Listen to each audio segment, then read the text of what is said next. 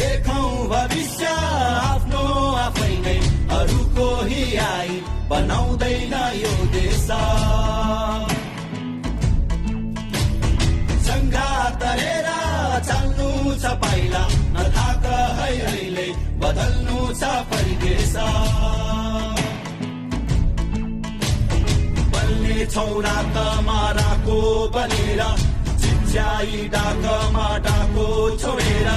उड्ने छ देश उदाउने छौ हामी यो भाग्यको घरलाई उठाउनु छ